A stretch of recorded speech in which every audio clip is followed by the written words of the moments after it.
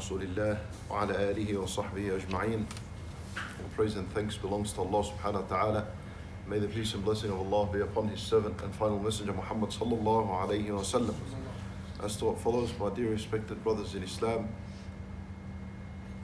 in the Quran, Allah subhanahu wa ta'ala would mention in more than one place the qualities of a believer. The qualities of a believer. That's for the purpose of the fact that the believer is supposed to review these. You can call them checklists. He's supposed to review them from time to time and see how he's doing. Is he adhering to this checklist of what a believer is supposed to be or not? Where some of these checklists would come describing the qualities of a believer with himself. Like the beginning of Surah Al-Mu'minun. It'll describe in 8 to 10 ayat at the beginning of it, how a believer is supposed to be. What are his qualities? In other surah, the qualities that are listed are the qualities of a believer among a society, how he's supposed to behave among a society. فإذا one of these kind of checklists that describes how a believer is supposed to be among a society is the end of Surah Al-Furqan. And this passage is also known as Sifatu Ibad al-Rahman, the qualities of Ibad al-Rahman. The end of Surah Al-Furqan, Allah Azza wa Jalla, He says at the end of it, وَعِبَادُ الرَّحْمَنِ الَّذِينَ يَمْشُونَ عَلَى الْأَرْضِ هَوْنًا. For this is a kind of passage in where Allah Azza wa Jalla, He describes the qualities of believers. And now we need to understand, why is this an important task for us to do? That from time to time we review this passage and we see if we're adhering to these qualities or not. Because in this modern world that we live, whenever a industry or a business or a company wants to evaluate itself, it does so by a checklist, right? Every company at the end of the year, when they want to evaluate themselves, see if they're doing good or bad, they go to this kind of, it's called the ISO checklist. And they begin to tick 1, 2, 3, 4. What's not ticked, they begin to work on it and how they're going to fix it for next year. This is what people did, and this is how people treated their dunya. See how serious they took it? That from time to time they audit themselves. They'll get private auditor to come in and inspect and see what's going on. If things are going right, if things are not going right, what's the plan? How are we going to fix our things? This is how serious they took their dunya. And it's very known that as this worldly life comes to an end, at the end of times, your business and the organization and everything is going to go down with it.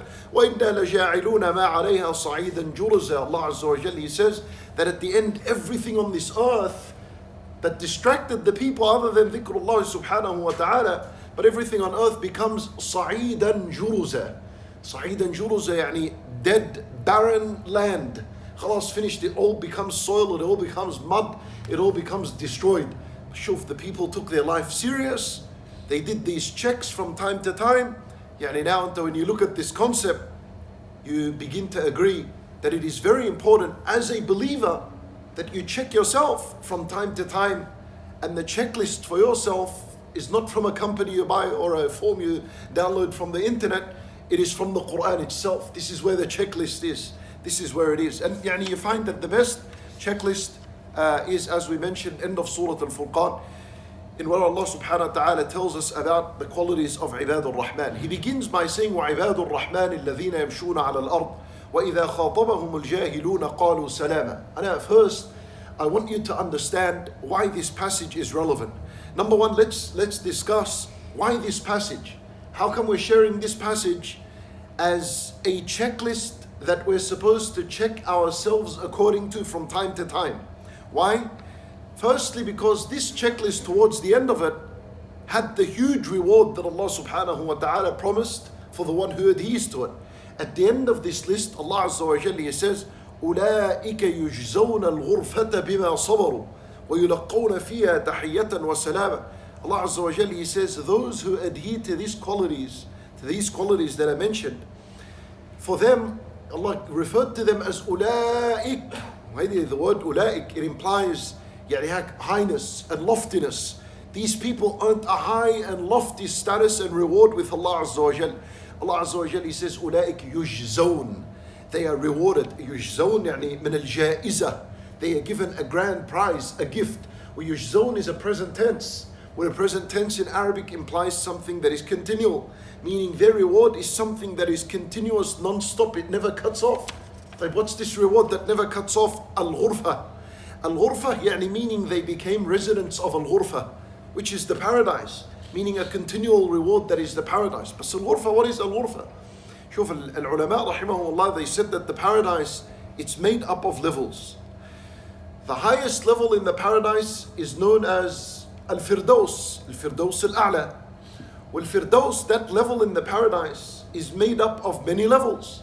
The highest level in Al-Firdaus is called the level of Al-Ghuraf, that came in the hadith of Rasulullah sallallahu alaihi wasallam, in where he said that the believers would go back to their houses that are made up of white pearls, ليس فيها قصم ولا فصم, there is not a single crack in them. This is in the level of Al-Ghuraf. There are these kind of houses. He says من درة حمراء, from red pearls, أو زبرجدة خضراء, this is the aquamarina green. These are kind of expensive gemstone. This is a description of how the houses look like in this level that is known as Al-Ghuraf, which is the highest level in Al-Firdaus. Then even this level Al-Ghuraf is made up of levels. And the highest level in Al-Ghuraf is the level of Al-Ghurfa, which is the level that is Allah Azza wa Jal promising the believers that can adhere to the qualities of Ibad al-Rahman at the end of Surah Al-Furqan. فإذا Ibad al-Rahman reached the highest level in Al-Firdaus, the highest of the highest levels, which is Al-Ghurfa. This is why this topic and this passage is very important for us to check ourselves from time to time, because it was promised the ultimate and grand reward and prize, and that is Al-Ghurfa. Now, when you read this passage, the first thing that comes to mind is that Ibad al-Rahman must have lived in a righteous, sinless society. Definitely. This is what you would assume. You would assume that the media in that society must have been 100% positive towards Islam. And the educational system must have been 100% Islamic. And the roads and the shops 100% Islamic. There was no corruption, no nakedness, there was no corrupt websites, there were no fitan, no disobedience.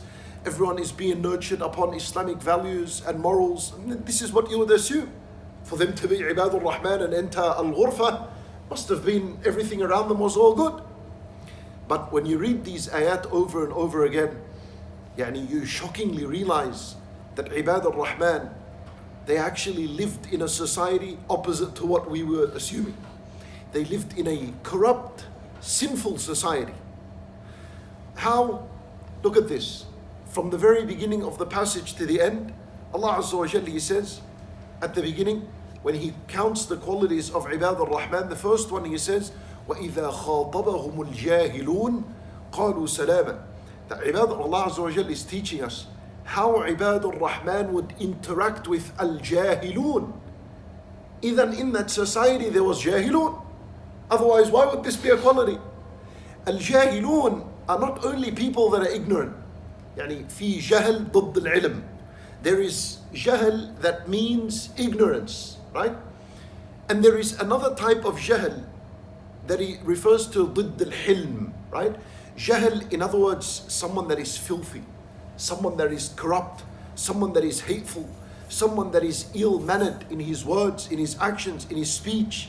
People that attack Islam with their actions, with their words. The secularists, right? All of these people are considered jahilun. Allah Azza wa Jal in this passage, and this is actually the first quality of Ibad al-Rahman. He's teaching us how Ibad al-Rahman, who, don't forget, made it to the top of the top. Their society was full of jahilun. He's teaching us how they interacted with them. Even the society was not a sinless society, a clean society. It was dirty. There was jahilun inside of it. Then let's take this. You read more into this passage, you find that Allah Azza wa Jal counts from among the qualities of Ibad al-Rahman. This one's even more shocking. He says, وَالَّذِينَ لَا يَدْعُونَ مَعَ اللَّهِ إِلَهًا آخَرَ وَلَا يَقْتُلُونَ النَّفْسَ الَّتِي حَرَّمَ اللَّهُ إِلَّا بِالْحَقِّ وَلَا يَزْنُونَ.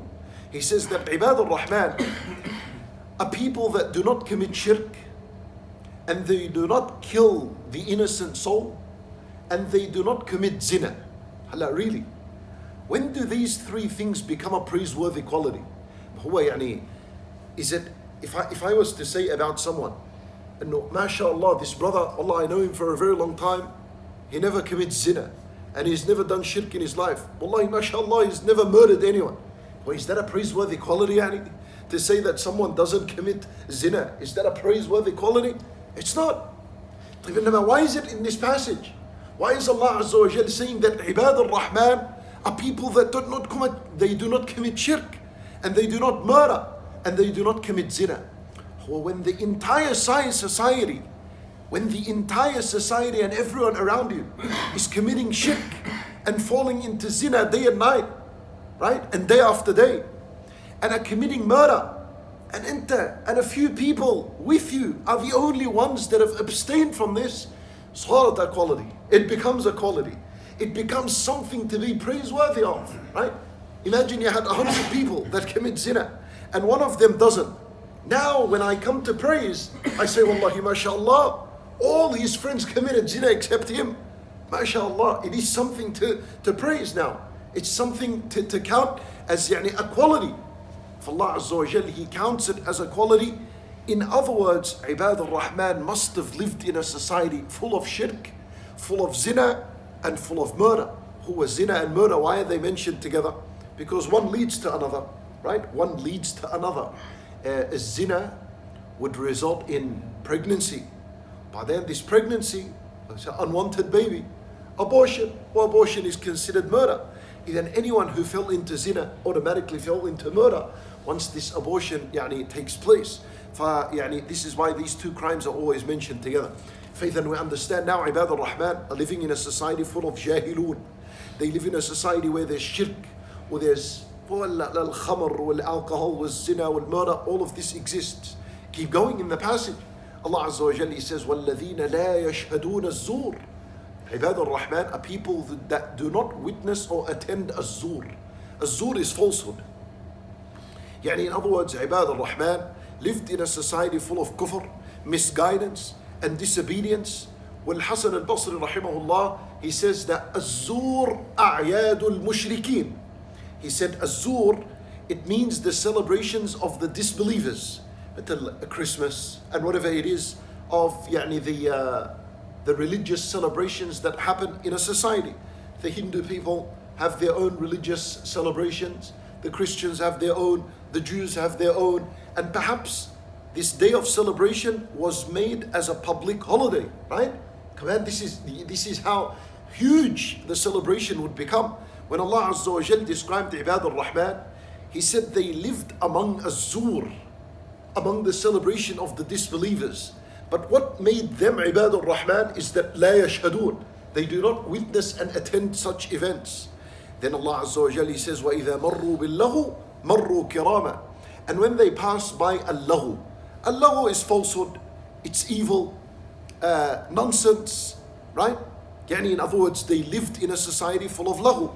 Lahu, like social media when it's not used for benefit and not used for goodness. Nightclubs and cafes, right? Events and tournaments that is full of corruption and fasad. All of this is considered lahu.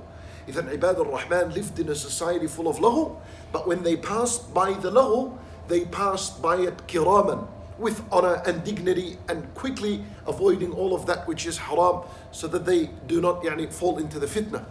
Allah Azza wa Jal, then He says, وَالَّذِينَ إِذَا ذُكِّرُوا بِآيَاتِ رَبِّهِمْ لَمْ يَخِرُّوا عَلَيْهَا صُمًّا وَعُمْيَانًا. Ibad al-Rahman, another quality, is when they are reminded of the ayat of Allah, they do not turn a blind eye and a deaf ear to it. What does that mean? How is that a praiseworthy quality aslan? Where fundamentally a believer is سَمِعْنَا وَأَطَعْنَا. He must listen and obey to Allah subhanahu wa ta'ala. So why is this considered a praiseworthy quality? To say, no, Allah, mashallah, this brother, Allahu Akbar, if I told him Allah said, he listens and he obeys. How is that a praiseworthy quality? Well, that's what you're supposed to be doing anyway. But when you live in a society in where you say to someone, Ya akhi ittaqillah, he says to you, brother, what do you want? And he feels like he's being insulted. He feels like he's being mocked. Right? In a society like this, When someone accepts the advice, oh, this is a praiseworthy quality. لم يخروا عليها صما وعميانا, right? When someone is reminded of the ayat of Allah and he accepts it, when everyone else around him would reject it, now it becomes a praiseworthy quality. إذن عباد الرحمن lived in a society that didn't even want to hear the advice. Like the people of Thamud that went and killed the camel. At the end, Salih alayhi salam, he said to them, وَنَصَحْتُ لَكُمْ وَلَكِنْ لَا تُحِبُّونَ النَّاصِحِينَ. I gave you advice time after time, but you people did not like those who gave advice. فإذا Allah Azza wa Jal destroyed you at the end. فعباد الرحمن lived in an environment and in a society that did not love the advice. They rejected the advice. They felt it like an insult and a burden. For anyone in an environment like this that humbled himself and accepted the advice, whether it came from someone younger than him or older than him, this is a praiseworthy quality worth mentioning. Allah Azza wa Jal mentioned it from among the qualities of Ibad al-Rahman. Then what do we conclude with all of this? We say that Ibad al-Rahman, they did not live in a sinless environment and a religious society and a pure, clean society. They lived among a sinful community. They lived among filth and corruption.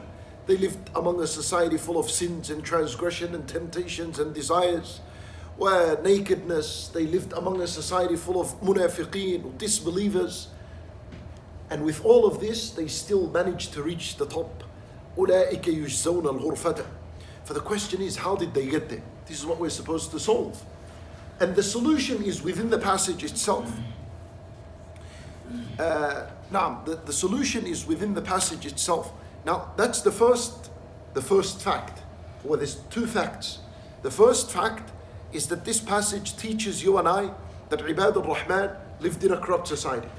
Fact number two is that we would have assumed that Ibad al-Rahman must have been people who lived among, they maybe have spent the entire day and night in the masjid, right? They had no public life, no work, no family, devoted 100% for worship or ibadat bil masjid. This is what you would have assumed until they reached this أُولَٰئِكَ يُجْزَوْنَ الْغُرْفَةَ. But unfortunately, this is a poor understanding of the passage. You read this passage over and over again, you realize from the very beginning, Allah Azza wa Jalla, He says, وَعِبَادُ الرَّحْمَنِ الَّذِينَ يَمْشُونَ عَلَى الْأَرْضِ. Most of the Mufassirun, they said that يَمْشُونَ عَلَى الْأَرْضِ means يَسْعَوْنَ فِي أَرْزَاقِهِمْ. يَمْشُونَ عَلَى الْأَرْضِ, when they walk on earth, Allah Azza wa Jalla, He described Ibad al-Rahman walking on earth with humility, humble.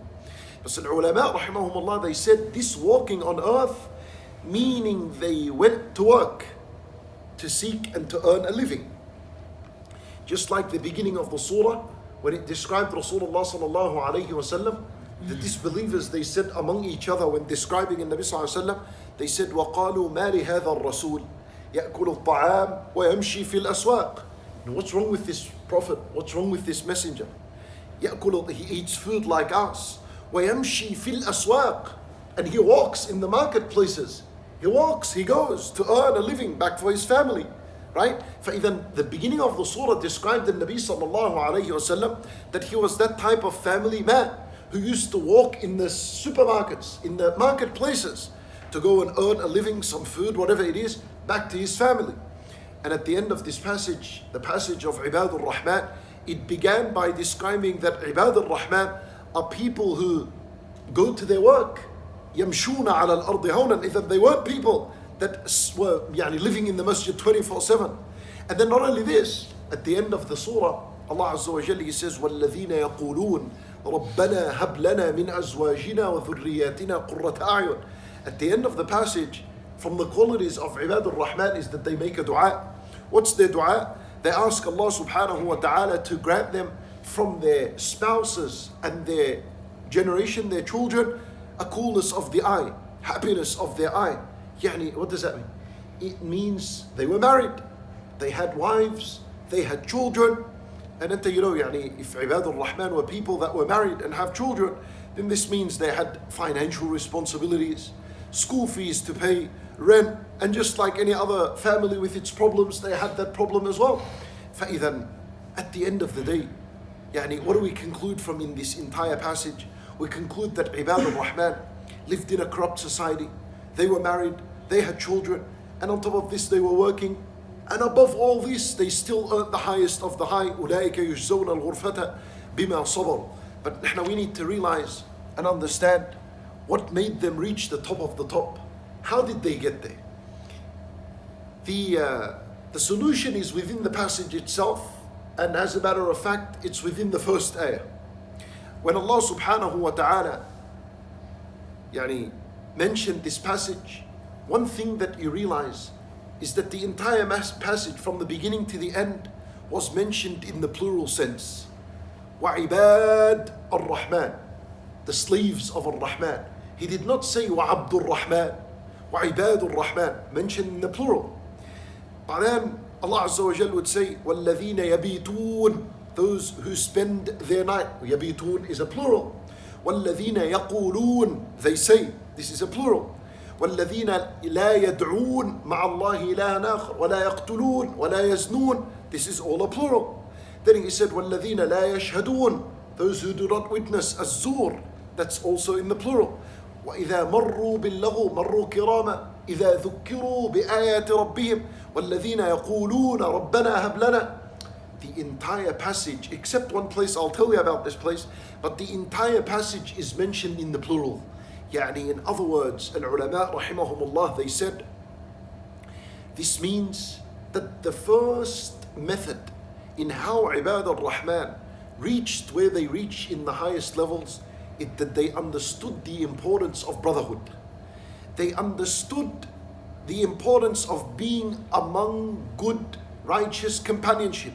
They understood the value and importance of the brother that is sitting right next to them. From masjid to masjid that you go, if you were to tell the people to stand and to name the person that is sitting to their left or to their right, almost and this is on Friday as well, especially, almost 3/4 of the masjid would fail to know the name of the person and the brother that is sitting on their right and on their left. They would fail. Even the concept of brotherhood wasn't understood properly. In the time of Rasulullah sallallahu alayhi wasallam, when he built Al-Masjid al-Nabawi, of course, and then after that he made brotherhood between the Sahaba, the people in the masjid, everyone knew who was on their left and who was on their right. Now we're speaking about your local masjid that you attend every single day and you pray your 5 daily prayers in there. If an entire year can go by and you still don't know the one that's sitting on your left and on your right, this is a disaster. Did people assume they can reach Allah subhanahu wa ta'ala alone? This is an incorrect understanding. To believe that you can reach Allah alone, to believe that I don't need my brother, I don't need a companionship, I don't need righteous people in my life, and I can deal with my own self. Allah, I'll only see my brothers in the masjid, whoever I know, I'll just shake his hand, alhamdulillah, and I go back home and I'll do my own thing. And if you think like this, you're on a dangerous path. Ibad al-Rahman only survived and made it to the top of the top, even though they lived among a sinful, corrupt society, because they understood the value of each other and they understood the importance of each other. And there is a good lesson in history that teaches us about a person who believed he doesn't need his society, he doesn't need his brothers, he can reach Allah alone. And at the end, he came to his destruction. Who was this person? And there is a reference to this one person in the Quran, in Surah Al-Hashr. A man, he believed he could reach Allah alone. He got destroyed at the end. Allah Azza wa Jalla, he says in Surah Al-Hashr, كَمَثَلِ الشَّيْطَانِ إِذْ قَالَ لِلْإِنسَانِ اكْفُرْ فَلَمَّا كَفَرْ قَالَ إِنِّي بَرِيءٌ مِّنْكَ إِنِّي أَخَافُ اللَّهَ رَبَّ الْعَالَمِينَ. الشيطان, in this ayah, Allah Azza wa Jal tells us about a shaitan who came to a human being, لِلْإِنسان, one human being. He said to him, ukfur, disbelieve. Allah says, فَلَمَّا كَفَرْ, after a while, he disbelieved. Then a shaitan said to him, إِنِّي بَرِيءٌ مِّنْكَ, I got nothing to do with you. إِنِّي أَخَافُ اللَّهَ رَبَّ الْعَالَمِينَ, I fear Allah, the Lord of the worlds. Allahu Akbar. Who's this person? Who's this silly person who became a toy in the hands of the shaitan? He said to him, ukfur, and he kafar. If I was to tell to someone, ukfur right now, till you get lost. Get lost. You and your command, right? You would not listen. فإذا who is this person that became literally a toy in the hands of the shaitan? He told him, أكفر. فلما, after a while, this person kafar. Al-Qurtubi rahimahullah, and more than him, more than one mufassir, mentioned under this ayah that this is Barsisa al-Abid. Barsisa al-Abid. This was a man from among the people of Bani Israel. And I just want to share quickly his story, and then I'm going to tie it in with this concept of brotherhood. هذا Barsisa al-Abid. He worshipped Allah subhanahu wa ta'ala for 70 years. He was among Bani Israel. And it was said as well, مَا عَصَى اللَّهَ طَرْفَةَ عَيْنٍ. He did not disobey Allah even the blink of an eye. As much as the blink of an eye, he did not disobey Allah for that much. He isolated his community, his people. Perhaps he thought he's better than all of them. And he went up to the top of a mountain and he built a sawma'ah, a temple, a worship house. He wanted to worship Allah within this temple, and he doesn't want to see anyone, and he doesn't want anyone to see him. For his life filled with the sweetness of worship, the sweetness of Iman, and he began to worship. 70 years went by in him worshipping Allah Azza wa Jal. Then Iblis wanted to deceive him. He had a plan for him. But he was confused. He didn't know. How's he going to deceive this person? So the riwayah, it mentions, and this is the riwayah of Ibn Abbas radiyallahu anhu. He said, جَمَعَ مَرَضَةَ الشَّيَاطِينَ. Iblis, the boss, he set a very urgent meeting with maradat al-shayateen. Maradat al-shayateen, يعني the highest ranking, the most evil shayateen. He set up a meeting with them. And he asked them, is there anyone among you who knows how to deceive this Barsisa? Make him fall into the sin? For there's a shaitan known as Al-Abyad. That's his name. In the narration, Al-Abyad. He said, leave him to me. I'll deal with him. For Shaitan Al-Abyad, in the form of a human, he dressed like a worshipper, and he went down to this city where Barsisa lived, and he went and built a temple, a worship house, right next to Barsisa on the mountain. شوف الشيطان, he didn't build a nightclub next to him, or a liquor store next to him. He went and built a masjid next to him. الشيطان, he's waiting for you at the door of the masjid.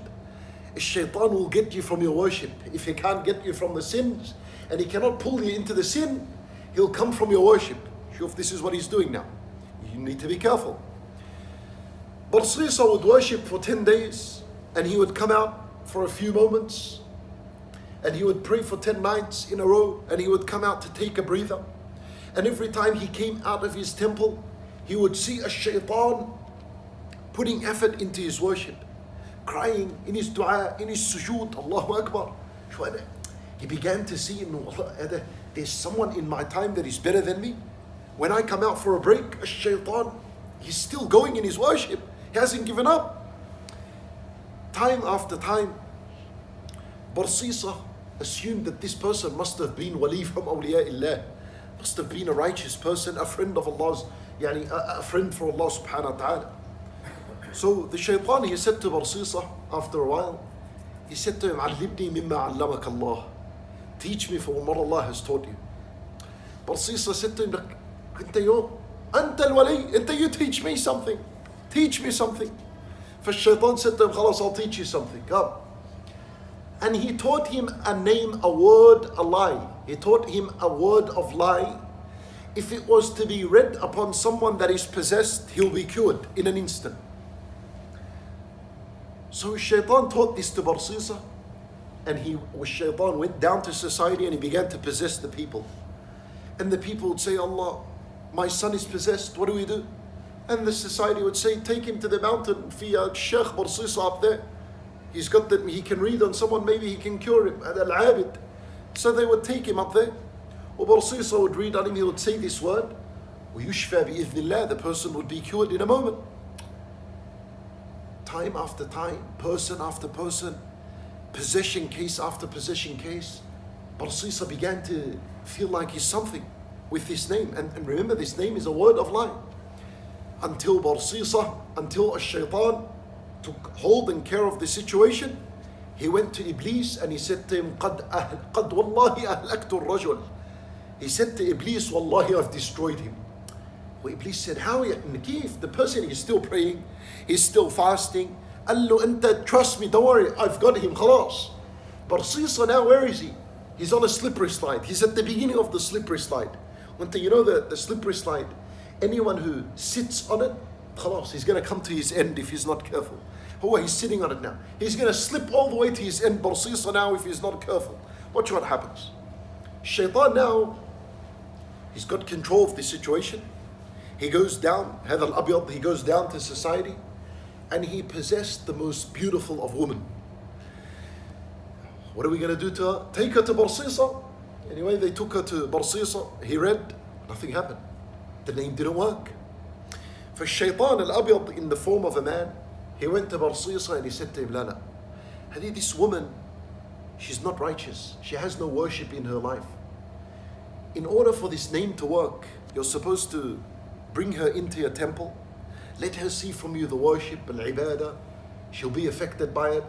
She'll become a bit righteous. She'll worship with you. Then the name would work. La a'udhu billah. How can I do that? Barsisa, I can't do this. I can't bring al-fitna into my own house. Ya Ammi, Shaitan said to him, Anta Barsisa. Anta, you worship Allah. Anta, impossible. You don't fall into al-fitan. There's some people that like to expose themselves to the fitan. They think they're strong. From here and there, al-muham, al-shaitan convinced Barsisa that that's the only plan for this girl. She needs to move from where she lives into your temple. Her parents agreed, considering هذا Barsisa. She packed her stuff and she moved into the house and into the temple of Barsisa. Time went by, where Shaitan would come to her into this temple and he would possess her. He would extremely possess her to the point where she would lose it and she would uncover herself. All Barsisa would see what he sees. And just like any natural person, if you're going to be too long in an environment like this, you know what the end of it would be? Az-zina wal-'iyadhu billah. And he fell into zina wal-'iyadhu billah. Not only that, he made her pregnant from a zina. A few months later, that's what they realized. Shaitan said to him, Ya Barsisa, until you stuffed up. Doesn't matter, there's a plan for everything. Go and kill her now, and kill this baby inside of her, and get rid of her, and go back to your temple, back to your worship, back to Barsisa, who he is, Al-Abid, Al-Zahid, the one that fasts the days and prays the nights. Yallah, quickly do it, get over it, and get back to your worship. Khalas. And he said to him, if her family come and say to you, where's our girl? Tell them, Allah, until you know, you brought her to me, she was crazy anyway. And Allah al-Musta'an, she killed herself and I don't know where she went, she disappeared. Khalas, it sounded like a plan. He killed her, the baby inside was killed, dug the earth, buried her when no one knew, and he covered the dirt, and he went back to his temple as if nothing happened. As Shaitan went down to society, he went to her family, and obviously they came to him and they asked, and he told them the made up story. Shaitan went to her family, and he said to them, هذا Barsisa lied to you. He actually committed zina, she became pregnant, he killed her, and he buried her, and her grave is in such and such place. Well, they got up, they went the next day, and they found it to be true. Her body was still there in the grave. For now people found the truth. They surrounded his house, and they wanted to kill him. So in Riwayat Ibn Abbas radiallahu anhu, they say that they entered his temple, and they choked him, خَنَقُوهُ, and they pulled him out from his temple, down the mountain, all the way until they took him to the king of that society. And of course a court, and it was ruled that he deserves the death sentence. Khalas, now the execution is about to commence. A shaitan came to him, and he said to him, Ya Barsisa, I can save you. How? قال له Barsisa, how? He goes, there's one solution. He said to him, Usjud li ya Barsisa. Make sajda for me. قال له, make sajda for me. Like, Barsisa, how? But you told me zina and I did zina. Commit murder and I committed murder. Allah, you're telling me usjud. He said to him, Ya Barsisa, you have no solution. Look at the people, they're about to kill you. make sajda for me and I'll get you out of this. وسجد برصيصة for الشيطان, and after his sajda, the people came to him and they killed him. And he died while making sajda to Iblis. And that is قوله تعالى كمثل الشيطان إذ قال للإنسان اكفر. He said to him, disbelieve, make sajda for me. فلما كفر, he disbelieved. What did الشيطان say at that moment? Allah said, قال إني بريء منك, but I got nothing to do with you. إني أخاف الله رب العالمين. الشيطان, هذا الشيطان, he claimed to fear Allah subhanahu wa ta'ala. Allah Azza wa Jal, at the end of the story, he said, فَكَانَ عَاقِبَتَهُمَا. Both of them, their punishment was أَنَّهُمَا, يعني الشيطان وبرصيصة, or this person that worshipped the shaitan and disbelieved, في النار خالدين فيها, خلاص forever. وَذَلِكَ جَزَاءُ الظَّالِمِينَ. شفت? يعني what does it mean for someone to worship Allah 70 years and die a death like this in worship and sajda for a shaitan? What destroyed Barsis? The entire story I told you wasn't the story, but it was to conclude a really important lesson from the story. Barsisa assumed he can reach Allah alone. That was his problem. He isolated himself from society, from good companionship, from righteous people. He thought, Ana by myself, I'm better than my society, even though there were good people among his society. Perhaps you know the other famous narration. The other famous narration is that there were brothers that wanted to go to jihad fi sabilillah, and they had a sister and they didn't know where to put their sister. So they went to him and they said, Barsisa, look after our sister. And then he committed zina and he killed her and so on. In other words, if you look at that narration, it tells you that there were righteous people. People are going down for jihad. There were righteous people, there were good people. Why didn't you go with them, for example? Why didn't he go with them? Why didn't he remain in that good companionship and go with them? Even the problem with Barsisa and what destroyed him was that he believed he can reach Allah alone. He didn't need anyone with him. Well, subhanallah, that is exactly what brought his destruction. We need to understand, Ibad al-Rahman, they survived because they understood the value and the importance of the brother that is sitting right next to them. In Surah Al-Fatiha, when we make dua, what's the dua in Surah Al-Fatiha? Ihdina as-sirat al-mustaqim. Guide us to the righteous or to the straight path. So you don't make dua for yourself. Ihdini as-sirat al-mustaqim. You make dua for your brothers around you as well as you're praying. Allah Azza wa Jal wants you to learn the importance and the value of brotherhood. That every single day, at least 17 times a day, you're going to make dua for your brother. Ihdina as-sirat al-mustaqim. At the end of Surah Al-Zumar, when Allah subhanahu wa ta'ala describes the believers entering the paradise, He said, وَسِيقَ الَّذِينَ اتَّقَوْا رَبَّهُمْ إِلَى الْجَنَّةِ زُمَرًا. That the believers, when they enter the paradise, they enter zumaran. Zumaran yani groups. Ibn al-Qayyim rahimahullah, he said that the believers enter in groups in the paradise, just like they used to worship Allah in groups in this life. Not وَسِيقَ الَّذِينَ اتَّقَوْا رَبَّهُمْ إِلَى الْجَنَّةِ فُرَادًا. They enter individually into the paradise in groups. Just like in this life they used to be a group, they enter the paradise as a group. You need to understand, my brother in Islam, don't be another Barsisa and you're not aware of it. You need to understand the value of righteous brotherhood. Don't ever assume that you can make it and reach Allah subhanahu wa ta'ala alone. This companionship is important. A companionship that reminds you of Allah Azza wa Jal, wakes each other up for night prayers, wakes each other up for Salat al-Fajr, encourage each other to seek knowledge, encourage each other to sit down as a gathering like this and to remember the word of Allah subhanahu wa ta'ala, to study the word of Allah until sunrise. This is what righteous companionship does, right? They encourage each other upon goodness and upon piety. That was the secret, and this is the first secret of Ibad al-Rahman. That's why they succeeded. وعباد يمشون يقولون أنفقوا ذكروا كلها, it's all in the plural because they understood the value of each other. شوف similar to the story of أصحاب الكهف, the boys and the youth of the cave, who at their time, you can argue it, that their time was much worse than today. أصحاب الكهف, their time was much worse than today. أصحاب الكهف, they came after Isa alayhi salam, before Nabi sallallahu alayhi wasallam. they lived during that time. Their time was worse. During their time there was no messengers, there were no prophets, there were no masajid, there was no Islamic knowledge, of course no websites, no teachers, no Islamic books, nothing. Their iman was secret.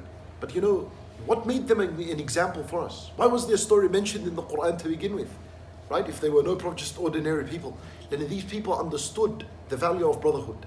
They worshipped Allah together in the cave, and they slept in the cave together, and they were prisoned together, and they went to court together, and they escaped together, and they ate together, and they died together in the cave. كله كان all together. يعني they became an example for us. When Nabi sallallahu alayhi wa sallam, he says, Al-jama'atu rahmah. Al-jama'a, the group is rahmah. Wal-furqatu adhab. Al-furqa, heck al-furqa meaning يعني dispersion, right? When everyone is dispersed and everyone is alone, an individual, and everyone's doing his own thing, هذا النبي صلى الله عليه وسلم considered عذاب for the individual and عذاب for the community. هذا حديث صحيح. الجماعة رحمة, right? Subhanallah. يعني if you're about to fall into sin, you need someone to save you. You need someone to tell you اتق الله. When you're about to die, you need someone besides your deathbed to remind you, say La ilaha illallah before you die.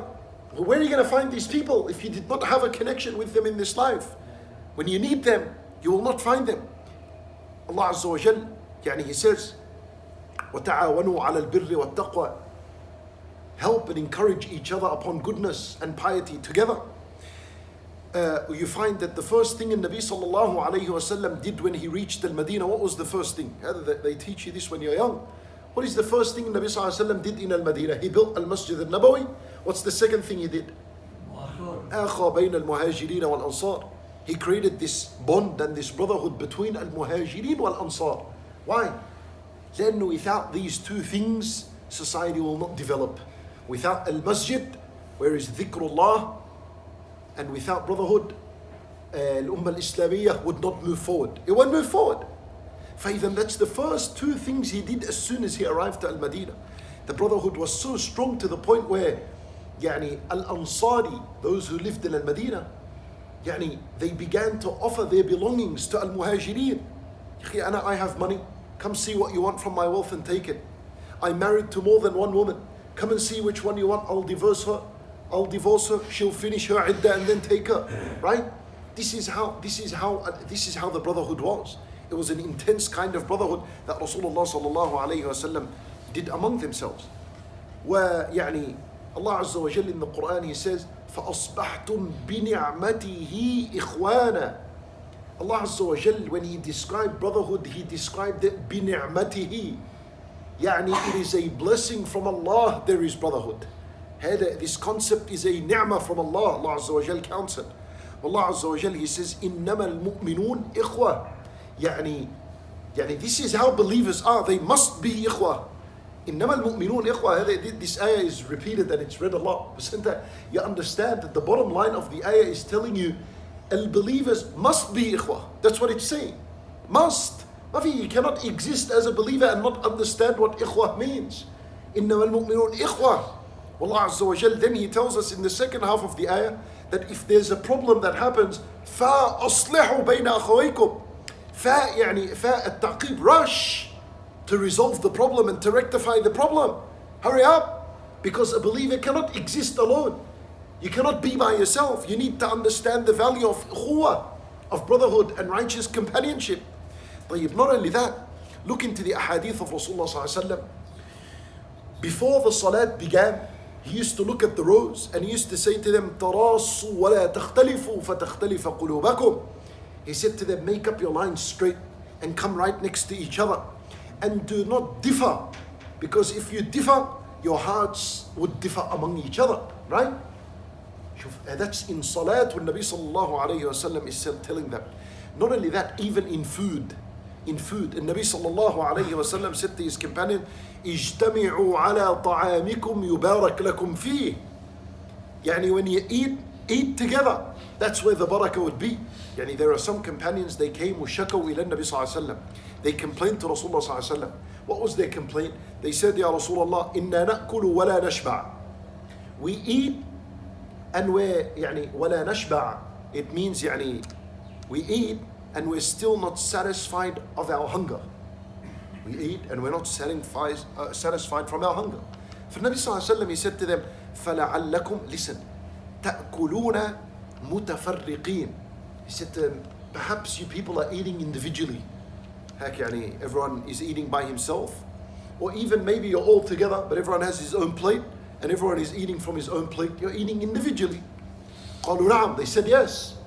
He said to them, اجتمعوا على طعامكم وَاذْكُرُوا اسْمَ اللَّهِ عَلَيْهِ يُبَارَكْ لَكُمْ فِيهِ. اجتمعوا, meaning gather on the one plate of food, say Bismillah, Allah Azza wa Jalla will place the barakah in it and it will satisfy you. يعني some of the ulama, when they mentioned this hadith, they said if that's Rasulullah Sallallahu Alaihi Wasallam encouraging the ummah to eat with each other, imagine then يعني how much more would it be encouraged that they get together with it in terms of worship, in terms of a lesson, in terms of a reminder. How much more evident is it for this brotherhood and this collectiveness to be when it is in the worship of Allah subhanahu wa ta'ala. Even in travel, and Nabi sallallahu alayhi wa sallam, it's mentioned in the hadith that the people, when they used to travel and finally they arrived to their destination, everyone used to take an own path and they used to tent in one road. Someone would make a tent and live there. Someone would make another tent in another road and live there.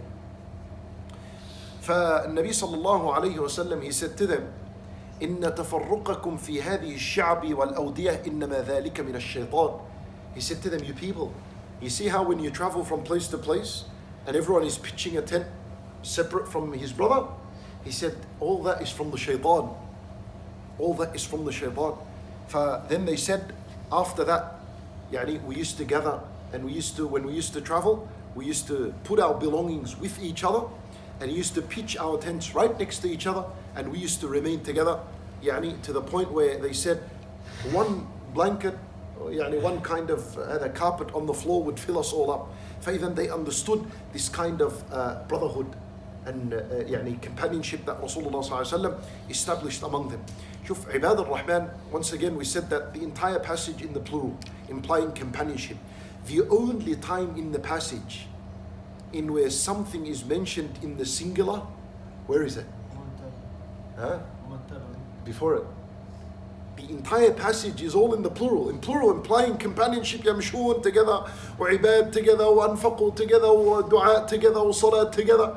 The only one place it was mentioned in the singular was, he said, والذين لا يدعون مع الله إلها آخر ولا يقتلون النفس التي حرم الله إلا بالحق ولا يزنون ومن يفعل ذلك يلقى أثاما. ومن يفعل, any one person who does that, يلقى أثاما يضاعف له العذاب يوم القيامة ويخلد فيه مهانا. The only time it was mentioned in the singular is when this person fell in a sin. When he fell in a sin.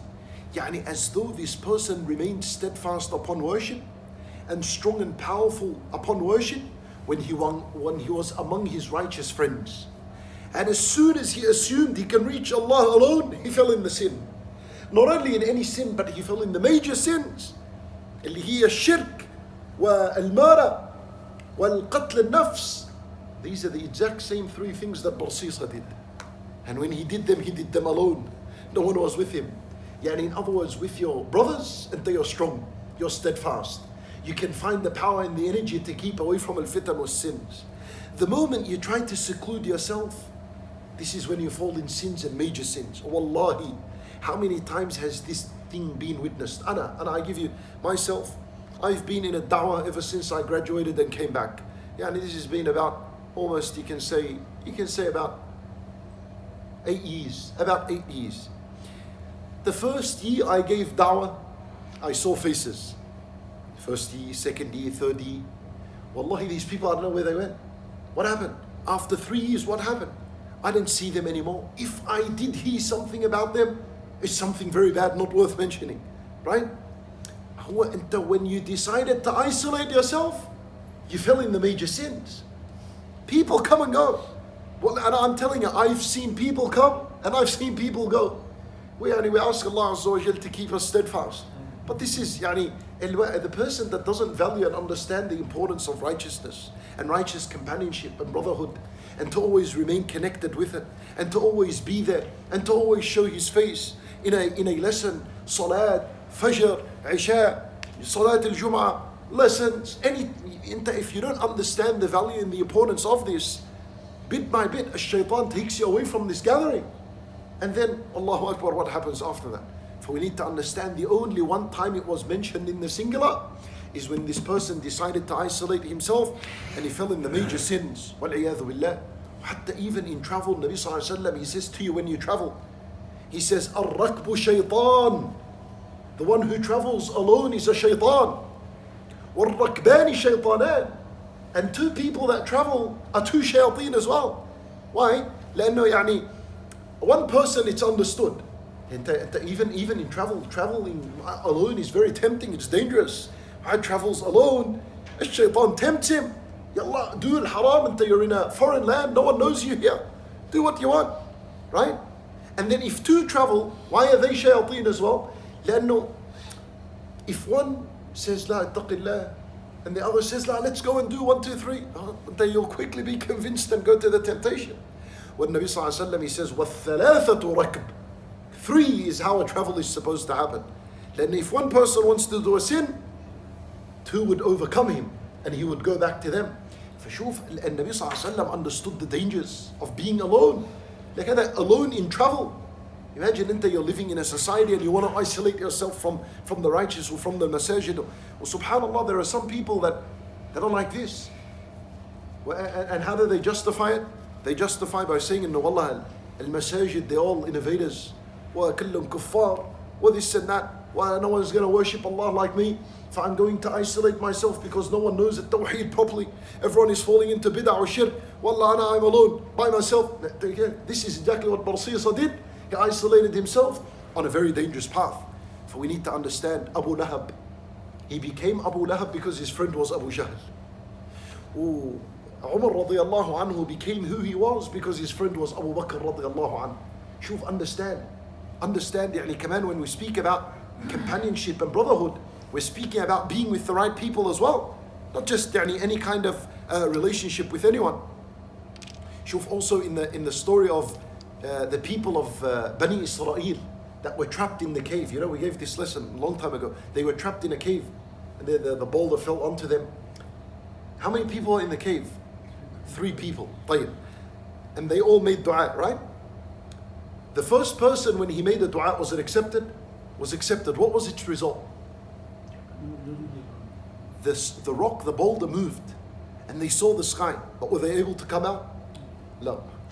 The second person made a dua, it opened up a bit more. Were they able to come out?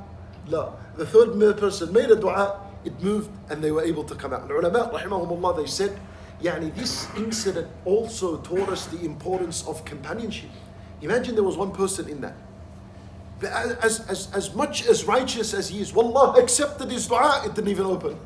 He couldn't even come out by himself.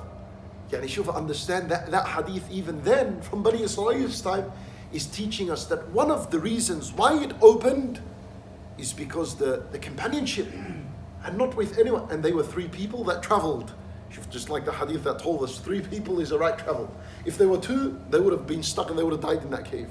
As righteous as they are, Allah would have accepted from them. Perhaps they would have entered the paradise, but their ending would have been in that cave. In other words, relief and difficulty is relieved when there is companionship, when there's righteous companionship. So we need to understand to be around good people. Not in Allah. People sometimes they say, Wallahi, alhamdulillah, brother, I'm with people that, mashallah, they have never stolen in their life. They've never committed zina. Alhamdulillah, brother, they're good. What's good about that? And the good friends and good people are people that remind you of Allah. When you see them, they remind you of Allah. People that pray, people that encourage you to pray. People that, when you disappear from the masjid for a few days, they ask about you. We didn't see you for Fajr today. And this is good people that you're supposed to be with. Not any kind of person that, well, alhamdulillah, brother, he has a heart of gold. Who had selling drugs outside on the street. A heart of gold. Keep a heart of gold, right? These are not good people. Abstain from people like that and understand when we speak about brotherhood, We're speaking about good people. Good people are people that remind you of Allah, remind you of as-salat, and ask about you when you're missing in the circles of knowledge. That's good people. Allahu a'lam. وَعِبَادُ الرَّحْمَنِ الَّذِينَ يَمْشُونَ عَلَى الْأَرْضِ هَوْنًا. The second quality, now we're going to finish right now. We're not going to have time for it. We'll mention it bi'idhnillahi ta'ala in our next lesson. But the second quality is going to be in the word ibad. What I gave you now is one quality that saved ibad al-Rahman in this pathetic, filthy environment they lived in. And it was the first quality that made them yujzawna al-ghurfata. It got them al-ghurfa. What's their second quality now? And they understood the importance of companionship, righteous, religious companionship, brotherhood. And what's the second now? There's a second one, and it's in the word ibad. Bi-idhnillahi ta'ala, we're going to discuss this, inshallah ta'ala, next week. Won't take long with it. Wallahu a'lam. Wa sallallahu wa sallam wa baraka ala nabiyyina Muhammad wa ala alihi wa sahbihi ajma'een.